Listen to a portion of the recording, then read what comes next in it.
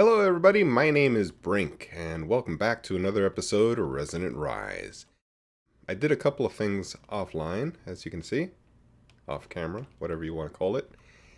Yeah, this is the design I'm sort of looking for.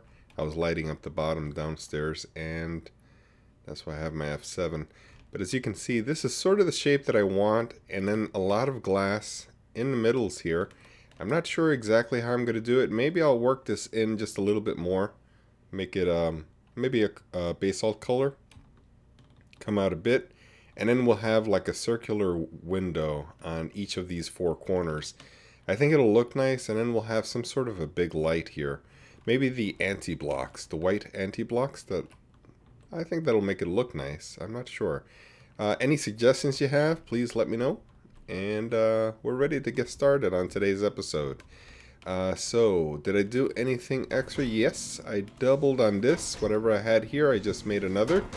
And we have interfaces all around. I've laid down some smart cable. I actually laid down some dense cable underneath. If we can break this apart, you can check it out real quick. Got the dense cable coming up to here. Because, as you can see, I'm just 1 over the amount of legal limit for a double. So I had to separate it out and then put a dense cable between in order to fit this amount of channels into the what is this called again? The controllers. So I'm not sure I'll be able to use this same line for what I want to do today, which is the inscribers. I'd like to get the inscribers maybe in this area so that things that are applied energistics are sort of, you know, in the same area, and it makes sense that they're all in the same area. Since it's just one apparatus or one mechanism that we're going to be building, an inscriber bay, let's call it a bay. I figure let's put it in the middle, maybe around here. Because we can't really divide it up like we can with these two CPU crafting bays. It sort of doesn't make sense other than things that we're going to be splitting up. And we can split up crafting bays. So that's why I wanted to do that. Now, did I set this up? I just noticed something. I'm not sure this is getting powered. Oh yes, it's being powered from below. Okay, so just to let you know, one of them has to be without an interface so that the molecular assembler here will have power. And then the rest of them you can put as many interfaces as you want. As many sides that are left over. You can even put it in the front here. I just left it up because I like the flashing colors. They look nice. And then you can access your interfaces from up here or downstairs in the interface terminal. Okay, so I wanted to clear a little bit of this out, just to have space to work with. You'll notice that this block and this block are different. One of them is lighted, a lit glowstone lamp, which is this one right here. You'll notice all of these are correct or similar or the same, but this one is the light right there. Just to let you know what's going on. These little things, you never know what people do off camera, and figure I let you in on the little secrets. So, inscribers. We'll do this again. This time I'm going to do my design, which is applied energistics. We're going to be using level emitters. I won't grab it just yet, but we do need interfaces and exports. I'm sorry, not interfaces. Imports and export buses. Let's use the export buses first. They are the ones that send from the ME network over to the machine. A redstone card, capacity card we'll need. And I have loads of circuits that I left running. We'll take a sampling of each. That'll be cool. We'll need the raw items also. Diamond. Hopefully I have some pure. Let's see. Yes, I do. And let's flip this around a bit. We'll put this one here. And that'll work. Okay, so this way I know what's missing. We'll need some redstone, and looks like I'm missing gold. Let's put the gold right here. Let's see, what else are we missing? As far as processors, yes, I do have some. So we'll grab that. This way we can mark off things in the imagery for these cards. We'll need the accelerator cards also. I have them here. Export buses are fine. Some EMI glass cable. Although maybe I should be using some smart cables, even though they're more expensive.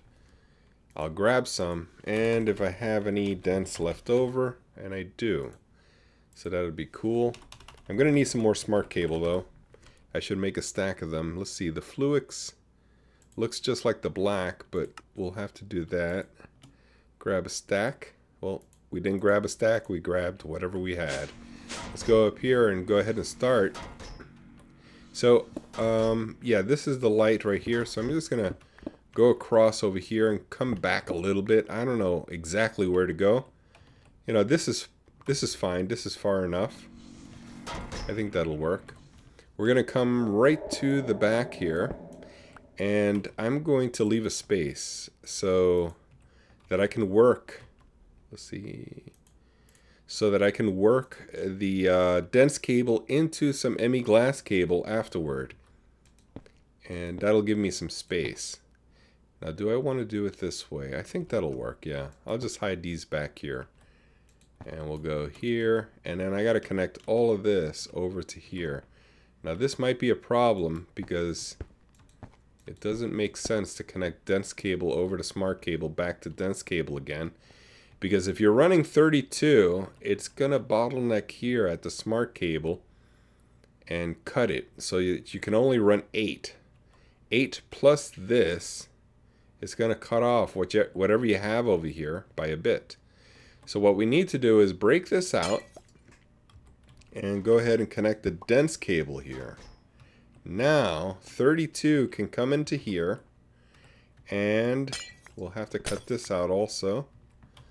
Do I have any more dense? I think I ran out. We're going to have to make some more. Let's go real quick downstairs. Oops, went too far. A dense cable. And we'll pull up the recipe. There it is. I don't think I have any more of these covered cables, so we'll just have to make some more. Let's see, how many are we making? 5, 6 should be good enough, I think. Oh, actually there are 4 for each, so we're going to need a number of them. Yeah, that should be good. Let's put these away and get the Fluix and make a stack of them, whatever we can make. We got 5. That should be enough, I think. Let's come down here and connect that.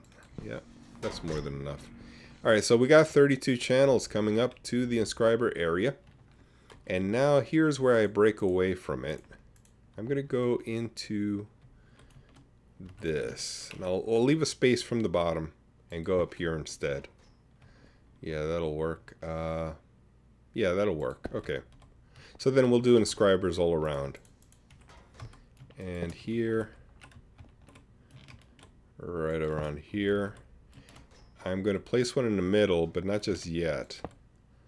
I think this will work if I do the processors first. It'll make more sense to me, I think. We'll get rid of this. That'll make it look nice. It's sort of even. What I'm going for here is mainly symmetry and aesthetics. I'm trying to make it look nice, is what I'm trying to do. Because there's a million ways to do it. You can do it a billion ways, but I want to make it look nice, you know? So we'll come back here. We need to connect all of these guys. I'm going to need power. So these back here are power. And the ones on the side over here are for inserting items. From the top, calculation. Yeah, let's put it in. Diamond for engineering here. And gold. Logic right there. And there we go with the silicon. So we got our 4. Now what we need to do is export always. This is the difference with my design, the way I've always done it. People may have done it. You may have seen other people do it. We're going to put... do we need capacity cards? No, it comes with 1 slot available. So we'll teach this guy that it's to receive only pure here. And that's just an image, of course. Engineering will receive a diamond, gold here. And we'll need a silicon. That's one thing I forgot to get. Let's grab one silicon and a press. That'll work. Let's see, this is the raw item, and this is the press here. Yep, we got some order going on here. Alright. So the presses will go here, or the raw. Yeah, the raws go here. And if we supply power, oh, it's running already. I didn't want it to run. Why don't we break this a little bit? Let us stop for a moment while we fix this. We'll just cut it right there. That'll remove the power coming into it from behind. Now what we need to do, let's think about this. These things are all set. We need an export. We need a way to get it back into the ME network, and that will be import buses. Import buses, yes. Come back up here, and the export, or the thing going out to the ME network, will be right there. Will that work? I wonder if that'll pull this press instead. Let's give it a try and see. I'm going to connect this here. Shouldn't pull it just yet because I have no connection to the ME network yet. But let's connect this for a moment. And let's see if it'll pull. Now that we supplied some power to it. Oh, yeah, it did pull it. So we don't want to connect it up top, and I do need a wrench also. We're going to need that press, so we got to go downstairs anyway. Let's go get that press. Here it is, and a wrench. This is from Applied Energistics, so this wrench will work. It used to work with any kind of wrench, like a crescent hammer or so. Not anymore. It doesn't work that way anymore, so we got to use the Applied Energistics wrench, and I think it's a smart idea. Because the connection point and the way machines work should be specific. So where are we going to export from? Maybe, since this is import, maybe we can do it from either below or from the side. I'm thinking from below, export. Let's use, no, actually it's import that we want. Alright, so we'll connect right. I need to fly up. Here we go. Like that. This might work. Let's see. So the press will go here. And that'll continue. And we need to connect the export to see if this will work. Now once that connects, let's see. Is it connecting yet? There it goes. Let's see if it'll export. We got 7, we got 8. Nothing's being driven out. Alright, so that clearly shows me that what we need to do is, let's disconnect all of this. We're going to import from here instead. And I'm sure that will work. That should work. Let's see if it does. Now we just need to wait till the color shows up, and it did. And now will it pull out? Yes, it is pulling out. You see that? It's going down. So that's going to send it all to the ME network. Now we can go ahead and break this again, just to stop the system from running. Oh, there goes that light. Let me put that light back. I think it was here. Okay. Now, we need to do that for the others. So we need to go on the side and import their outputs back to the ME network. Let's do that real quick. That shouldn't be too much of a problem. Don't have to set any filter or anything, so it should be easy. Let's make a little bridge here so we can walk across. Right there. Okay. So what do we have here? We have the input and outputs of all these presses, and they seem to work just fine. They are filtered across on all of them, so everything's cool. Now the last step. Oh, we don't have an export for here. That is an import. I say export because it's coming out of this machine, but actually we talk about reference with regard to the ME network, and it's an import into the ME network. That's why it's called an import. Let's just do something even like this. Alright, so what I'm going to do is place this inscriber right in the center. Now the shape of this is a lot different from what I've done before. I usually do it in a line, but this will work also. Now I have this extra piece here that I connected for trial and error before. We don't actually need it, this one either. I wonder if we have enough channels. 1, 2, 3. Yeah, 6 should go in through here without a problem. I think it's enough channels. We'll have to check the light on each one to see if it's working. Now for here we will need export buses, and we need to identify what's going where. So on here we want a capacity card, and we're going to tell it that what we want to go to the top of this inscriber are these particular circuits. The calculation, which is pure, the diamond one, which is engineering, and the gold, which is logic, will go to the top here. On the side, we'll put in for redstone, and that we will need to connect maybe back here. You know what, it's going to connect to this anyway. I think that's why I did that before. Without knowing, I actually was going to need to do that. We could do anchors in order to make channels forced to go in certain directions. That's one way to do it. So we have an export bus going into here, and that has to be labeled for redstone. And then an export underneath for here needs to be labeled for this processed silicon. And that should work, I would think. I hope I'm not forgetting something. I probably am. But we'll give it a try, and we'll see if the channels are okay, because it's kind of messy back here. It may select, you know, routes of traveling for these data channels that are not optimal. So we have to look at these lights and make sure that all these lights turn to dark blue, since we're using Fluix cable.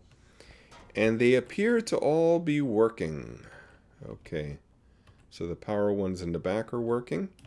And we have enough channels to spare back here, so I think this is all working just fine now. Let's take a look downstairs. And one more thing I need to talk about with this is that we need to be able to stop this when we need to. The way we'll do that is put level emitters. Okay, so this is going to continue until I tell it how many I need of each. And I think I only need to put the level emitter on this one.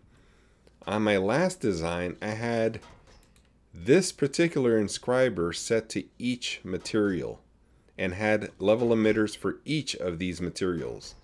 In this design, I'm only going to have one inscriber doing the process for all 3 processes. That is the diamond, the pure, and the gold. And then I'll put level emitter on those 3. Alright guys, I'm going to go get some stuff from downstairs, and I'll be right back. Alright guys, we're back. I had to go to sleep, and I had to get some bricks to close this area up. But here we go. I think I know what we're doing here. We have export buses on the inside here for this particular item, and we have import buses on the outside edges. That gave me an idea. What we can do is set up some level emitters on these guys instead. And so we'll do something like this. Will that work? I'm not sure. We'll give it a try. The item, let's say we want, let's call it 100 for now. We'll raise it to 1,000. I think 1,000 would be better. But just for test purposes, 100, because I don't think I have 1,000 of these, and we don't want to wait. We just want to make this work first as a test. The item that we want for the calculation press is to know when we have enough of these completed items here. So we'll emit a redstone signal when it gets less than 100. Emit when levels are below 100. Emit when levels are below or equal to limit. Okay, so it'll turn on when it's less than 100. That's kind of tricky to figure out because it's off there. But it'll turn on when it's less than 100.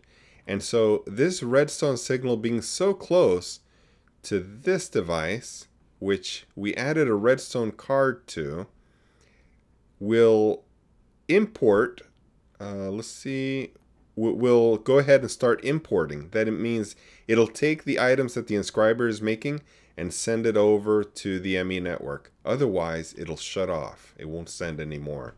So it'll be active. Active with signal would have worked, I think. But active without, active with signal is the one I was talking about. Activate once per pulse may be closer to what we're talking about. So I think this would be good. Or this one, activate with a signal. I think I'll leave it here. I don't know, I'm not too sure, but I think that'll work. Why don't we give it a try and see? Now again, the item here, the pure Certus, will be sent into here for as long as this is less than 100. If there's less than this amount in the ME network, then it'll process. So let's go ahead and break this without breaking the cables underneath. Let's see if we can reach it. Where are, yeah, there you go. Okay, and these are dense cables. So this dense cable here, let's come up here and see if this will turn on. And it won't, because there is more than 100. The other guys are working, so I do have to do this quickly. So then, let's make it 1,000. And there it turns on. And so this will start processing. And that's cool. So that works. Yep, it's sending little by little. So I think that's done. Let's break this open real quick. Now what I need to do is add these level emitters to each of these. Not to the silicon. So the silicon will get a separate level emitter, telling it when to make more silicon and to smelt it. So that'll be a separate system. I think I'll set it up somewhere near the inscriber bay up there. But right now I'm going to build the level emitters, and I want to show you how I did this. These are the level emitters here. A redstone torch with a calculation processor. We'll need 3 more. I think only 2 more actually. But yeah, and then we'll connect them, and then I'll be right back to you.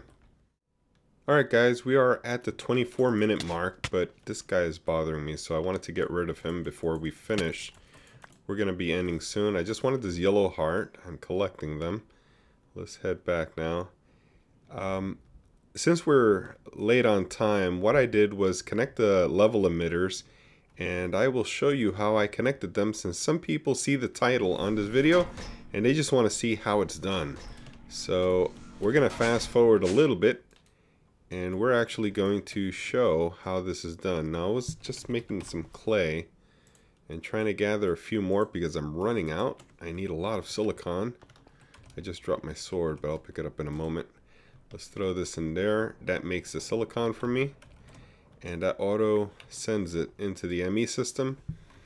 I have a few more silicon presses, but I just made some silicon, and that should be good. Now before we go upstairs, I just want to show you, as far as processors, we've made 700 of each and 500 of calculation, because if you look at the 4-minute 30-second mark, around 4-minute mark, you'll see that I had a lot of these circuits, and I said that we would have to process them in order to find out where to set these level emitters to. Now I originally said 1,000, then I decided off camera maybe we'll do 500, but I did my tests at 100.